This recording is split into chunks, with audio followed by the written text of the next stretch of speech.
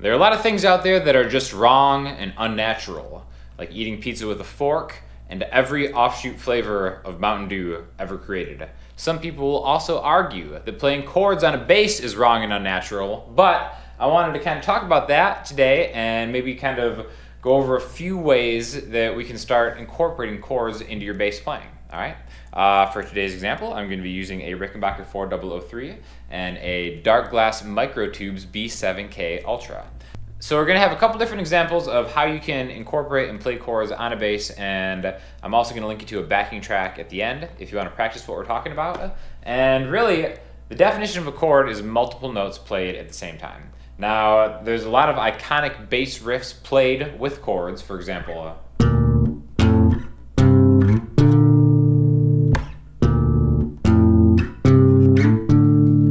kind of stuff like that. Usually it happens in the higher register of a bass, and the reason that is, if you try to play a chord like maybe a guitar player would play a chord, it just sounds really muddy. There's a lot of low frequencies competing for each other, and it just doesn't sound good. So definitely use that technique if you really just want to like destroy your guitar player and get him upset at you. But we're going to talk about some practical ways you can start using chords. And like I said, the definition of a chord is when you play 3 different notes at one time. Now those would be called triads. Those are kind of hard to pass off on a bass guitar, but we're going to kind of imply some of this stuff and use 2-note chords to start off with. All right. So basically we're going to do this in the key of G. All right. That means our notes are going to be G, A, B, C, D, E, F sharp, and G. And the first thing we're going to do is talk about power chords. A power chord is a root note, and it's 5th. 1, 2, 3, 4, 5. So this would be 3, E, and 5, A. And now you can kind of get away with playing these together. It is kind of low. It kind of has like again, like we said, a muddy sound. There's still a lot of frequencies competing with each other, but we can kind of get away with it. I think it makes a little more sense doing this an octave higher. So what I mean by that is taking the next highest G, which is always going to be down 2 frets higher, 2 strings higher. So there's the next G right there on the 5th fret of the D string. And then again, there's that power chord. Now it sounds a little more manageable, depending on if you use a pick, if you use your nails, if you use your fingers. A lot of different ways you can kind of get away with it. But playing a higher register power chord is one way you can get away with playing chords on a bass. Now that can go over any major or minor chord. A 1 and a 5 are going to be the same whether it's a major or minor chord. All right. Now to start incorporating the majorness or minorness of it, we need to add the 3rd. Okay. So like we said in this G major scale, 1, 2, 3, the 3rd of a G is a B. So now if we combine these 2 notes, even though we only have 2 notes playing together, we're implying like a G major chord. Kind of like that Tool riff at the beginning where we went right there, that guy right there. That's kind of like implying a major chord. And that too, even though by itself it doesn't sound very like happy or major, if we think of that as a root note and its major 3rd, having 1 finger on any string on a 4-string bass guitar, going a string higher and a fret back, will always yield a root and its major 3rd. Okay. Now the difference between major and minor is having what's called a flat 3. So again, if we just kind of stick in the same spot right here, if we wanted to make this root note, whatever this is, technically it's a B flat, A sharp, whatever, we can move this here to make a 2 fret space. Now this all of a sudden becomes a minor chord. All right. Now we can kind of do this in the lower register. Again, it sounds pretty muddy. So I personally just kind of think they sound better up here. Okay. Now, again, you can start mixing and matching. So let's say if you have like a progression that goes G major to B minor, instead of playing a couple different ways, you can do that. You can just follow the root notes like a G to a B and follow a G major to a B minor.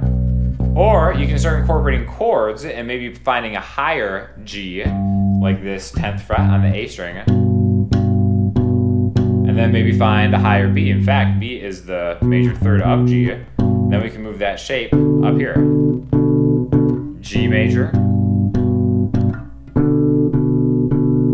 I find these especially useful in kind of switching up maybe a different part of a song that might be a little low key, where you want to like back off like the low thunderness of a bass, and maybe just kind of play like a part or a passage with higher voiced chords. And then when maybe like a more energetic part of a song kicks in, then you hit him back with the good low thunder stuff, right? So now aside from just using maybe diads, 2-note kind of power chord things that we've been doing, we can actually imply, instead of implying all the notes in a major or minor chord, we can use what's called an arpeggio to play along with the chord. And this is where our first backing track is going to kind of come in handy. So like I said, this is going to be over a G major. So here's the 3rd fret of the low E string, that's a G.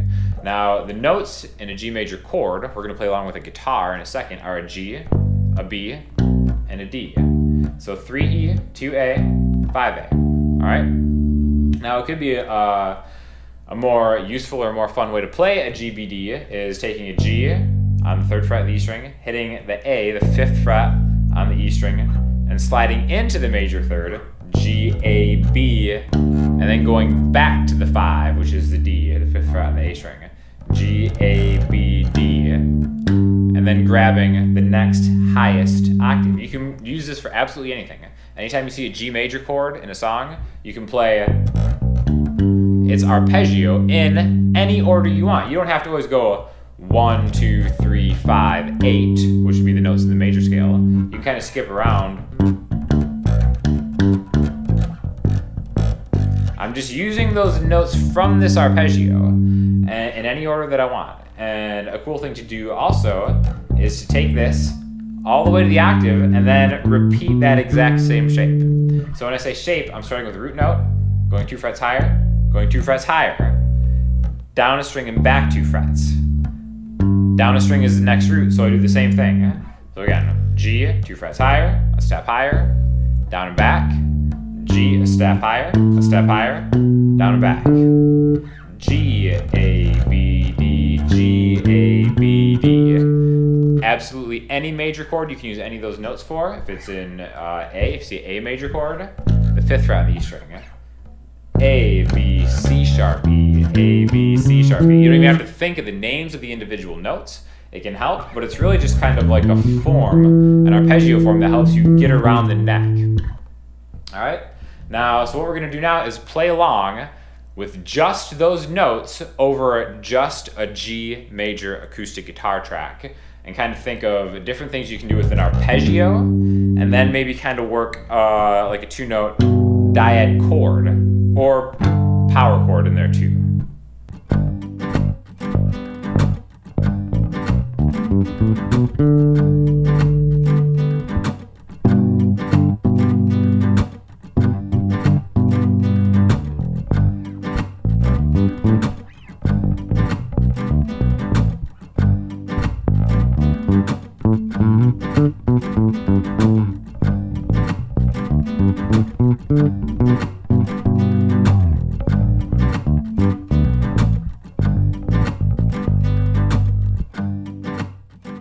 So now that we know what that sounds like, we might want to try to change the chord. So we're going to add one more chord, and that's going to be C major, 2 major chords back to back. So here's a G, root note on the 3E. C is just a 4th of G, 1, 2, 3, 4. So I can just go down a string. I can do everything I just did on the G on the 3rd fret of the A string. Now, if I want to still do that kind of double 2-octave arpeggio form starting on a C, I can go find the C on the low E string, which is the 8th fret. C, D, E, G, C, D, E, G. And you can kind of go back and forth between G up into a C in any other way. So now this is what it would sound like over a G to a C progression.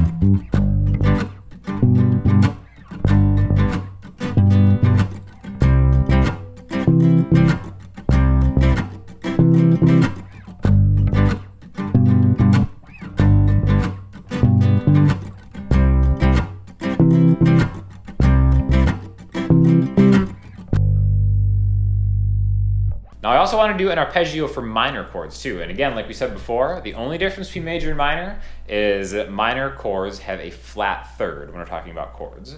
So A minor is a chord that's in the key of G. It's the second note, right?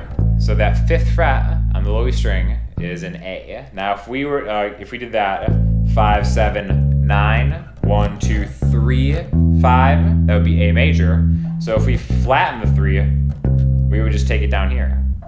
A, B, C, E, 1, 2, flat 3, 5. And then we could repeat the same thing here. And again, now, this you could actually run these into that chord form, that minor third that we did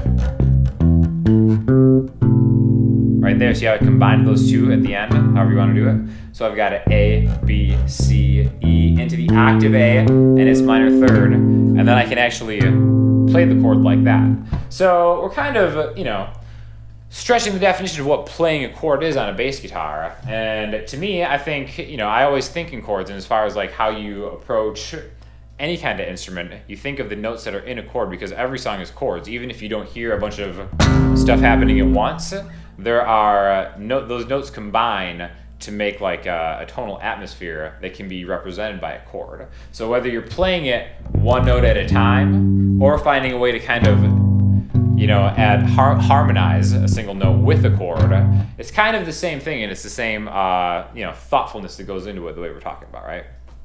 So this last one, which I'm also going to link you to as a standalone backing track, is going to be 4 chords, and they're going to be mixed up with major and minor chords.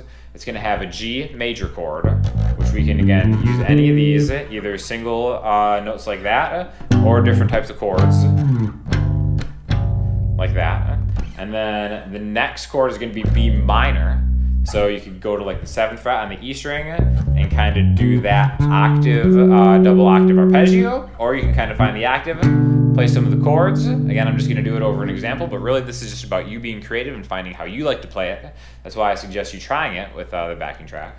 The next chord is going to be a D major. So you could either start on the 5th fret of the A string, there's a D, and you could use that arpeggio starting there, 5A, 7A, 9A, 7D to the octave, or you could find maybe the D, which is the octave on the 12th fret on the D string, and make that major, add a chord there, and then the 4th chord in the progression is going to be A minor, so just like we talked about before, the 5th fret on the low E string.